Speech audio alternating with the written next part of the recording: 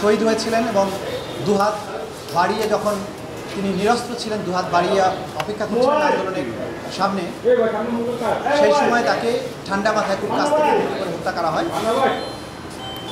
এই হত্যাকাণ্ডের মাধ্যমে জুলাই বিপ্লবের আন্দোলন অনেক বেশি গতি পায় এবং সারা বাংলাদেশ জুড়ে আপামর সাধারণ ছাত্রছাত্রীদের সাথে বৈষম্য বিরোধী আন্দোলনের সাথে একাত্মতা প্রকাশ করেন এবং দিনে দিনে আন্দোলন তীব্রতর হয়।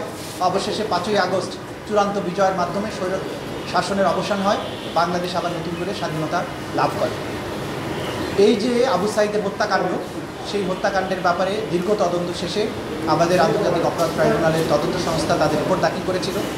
সেই রিপোর্ট পর্যালোচনাপূর্বক চিফ প্রসিকিউটরের কার্যালয় ফর্মাল চার্জ রেডি করে দাখিল করেছিল এবং আজকে সেই ফর্মাল চার্জ এবং অন্যান্য ডকুমেন্টসের উপরে শুনানি করে আন্তর্জাতিক অপরাধ ট্রাইব্যুনালের দ্বিতীয় ট্রাইব্যুনাল 30 জন আসামির বিরুদ্ধে অপরাধ আমলে গ্রহণ করেছেন। ইন্টারন্যাশনাল ক্রাইমস ট্রাইব্যুনাল অ্যাক্টের 3-2 এবং 4-1-2-3 এই ধারায় তাদের বিরুদ্ধে অপরাধ আমলে গ্রহণ করেছেন।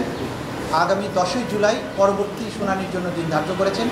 ওই দিন যে 4 জন আসামি গ্রেপ্তারকৃত আছে তাদেরকে গ্রেপ্তার দেখানো পূর্বক তাদেরকে উপস্থিত করানোর জন্য জেল অথরিটিকে নির্দেশ দিয়েছেন এবং বাকি যে 26 জন আসামি আছে তাদেরকে গ্রেপ্তার করে ওই তারিখে হাজির করার জন্য আইন শৃঙ্খলা রক্ষাকারী বাহিনীর প্রতি নির্দেশ দিয়েছেন। সেই দিন আসামিদের উপস্থিতির পরে বিচারের জন্য যে স্বাভাবিক কার্যক্রম সেটা গৃহীত হবে। যদি সকল আসামি গ্রেপ্তার করা না যায় তাহলে পলাতক আসামিদের ব্যাপারে স্টেট ডিফেন্স লয়ার নিয়োগ করার জন্য আদালত আদেশ দিতে পারেন এবং তার মাধ্যমেই আনুষ্ঠানিক বিচারের যাত্রা শুরু হয়ে যাবে।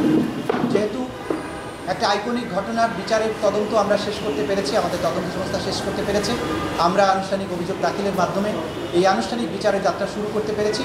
আজকে এই মুহূর্তে আমরা জুলাই বিপ্লবের শহীদদেরকে আরেকবার স্মরণ করছি এবং দেশবাসীকে এটা আশ্বস্ত করতে চাই যে আন্তর্জাতিক অপরাধ ট্রাইব্যুনালের তদন্ত সংস্থা এবং প্রসিকিউশন দিনরাত আপনার চেষ্টা করে যাচ্ছেন এই বিচার, যেটা জাতির একটা বড় প্রায়োরিটি এবং ভবিষ্যতে এই অপরাধের রিকারেন্স ঠেকানোর জন্য রাষ্ট্রকে যে জায়গায় যেতে হবে সেই জায়গাটা নির্ধারণ করার ব্যাপারে আমরা দিনরাত কাজ করছি।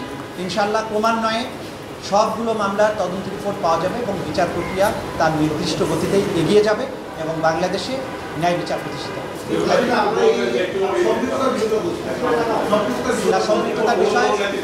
সম্পৃক্ততার বিষয়গুলো ডিটেইল আমরা মিডিয়ার সামনে বলতে চাই না। আদালতে যেটা উপস্থাপন করা হয়েছে আপনারা জেনেছেন, সেভাবে আপনারা রিপোর্ট করবেন। আমরা মিডিয়ার সামনে তার কতটুকু দায় সেটা উল্লেখ করতে চাই না, কারণ এগুলো সব ট্রায়ালে প্রমাণ করতে হবে।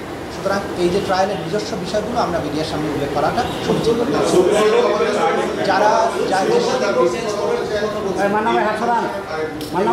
আমরা আমাদের এই আপনারা সবাই জানেন যে মানবতা বিরোধী অপরাধ সংগঠিত হয়েছে, মূল দায়টা হচ্ছে আইন শৃঙ্খলা রক্ষাকারী বাহিনীর এবং সেখানে পুলিশের যারা ঊর্ধ্বতন কর্মকর্তারা ছিলেন। আমরা কিন্তু খুব স্পষ্টভাবে দেখিয়েছি শেখ হাসিনার নির্দেশ লিথাল ওয়েপন ব্যবহার করা, শেখ হাসিনার নির্দেশটা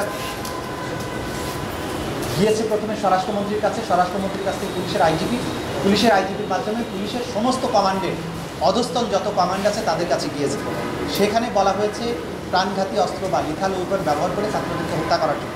সেই নির্দেশের ধারাবাহিকতায় রংপুরে অপরাধটা সংঘটিত হয়েছে।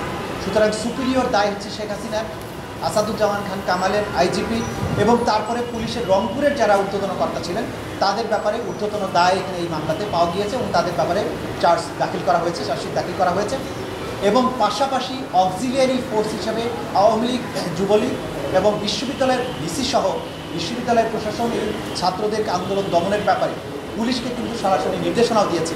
সরকারের পাশাপাশি বিশ্ববিদ্যালয়ের ভিসি সহ বিশ্ববিদ্যালয়ের প্রশাসন, ওই সময় প্রশাসন যারা ছিল তারা সরাসরি পুলিশকে উস্কানি দেওয়া, নির্দেশ দেওয়ার কাজটা করেছে এবং তারা যেহেতু সুপিরিয়র অবস্থানে থেকে এটা করেছে সেজন্য সুপিরিয়র রেসপন্সিবিলিটি বিশ্ববিদ্যালয়ের যারা ঊর্ধ্বতন কর্তা ব্যক্তি যারা এই মামলার আসামি তাদেরকেও এই দায়ী করা হয়েছে। তবে মূল দায়টা হচ্ছে সরকারের, শেখ হাসিনা থেকে শুরু করে পরবর্তী পুলিশ অফিসার।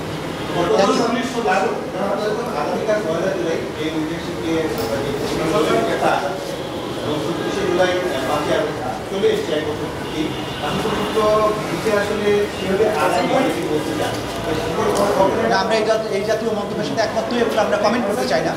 বিচারের জন্য যতটুকু সময় প্রয়োজন বিচারের সেই গতিতে আগাচ্ছে এবং এইটাকে দ্রুততম সময়ের মধ্যে নিষ্পত্তি করা এবং পাশাপাশি ন্যায় বিচারের সকল স্ট্যান্ডার্ড মেনটেন করা, এই দুটোকে মেনটেন করে আমরা চলছি।